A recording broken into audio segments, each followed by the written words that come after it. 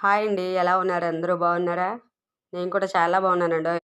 ఏవండీ మన YouTube family అందరికీ భోగి, మకర సంక్రాంతి, కనుమ శుభాకాంక్షలండోయ్. మాకు గ్రామదేవత భోగి రోజు ఊరేగింపుకొస్తుంది.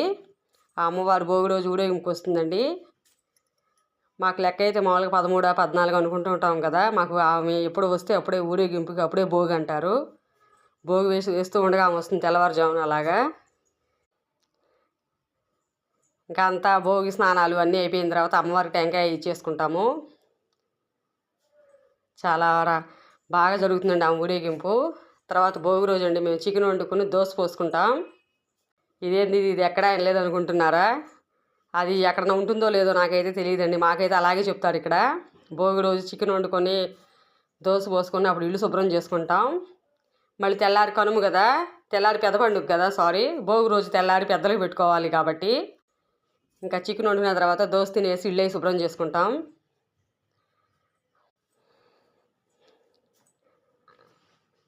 ఇంకా తెల్లారి మేము పెద్దలకు పెట్టుకుంటామండి. బో పెద్ద పండగకి పెట్టుకుంటారు, కొంతమంది కనుమ రోజు కూడా పెట్టుకుంటారు కదా. మేము ఈసారి చాలా వెరైటీస్ చేసామండి. సంక్రాంతికి అన్నీ నేనే చేశాను. మీరు ఏమేమి చేస్తున్నారు మీ ఇంట్లో పిండి వంటలు? చాలా బాగా వచ్చాయి ఈసారి కూడా. అన్నీ చేసామండి చక్కగా. అన్ని వీడియోలు కూడా పెట్టాను నేను, కొన్ని పెట్టాలి ఇంకా.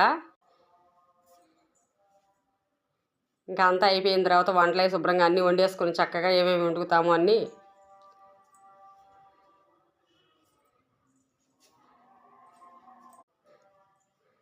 ఇంకా అప్పుడు పెద్దలకు పెట్టుకుంటామండి వండుకున్నాయన్నీ. మేము చేసిన పిండి వంటలన్నీ తొలిగా తీసి పెట్టుకుంటామండి, అవి పెడతామన్నమాట వాళ్ళకి. ఇంత వీడియోలు వస్తే ఒక లైక్ కొట్టండి.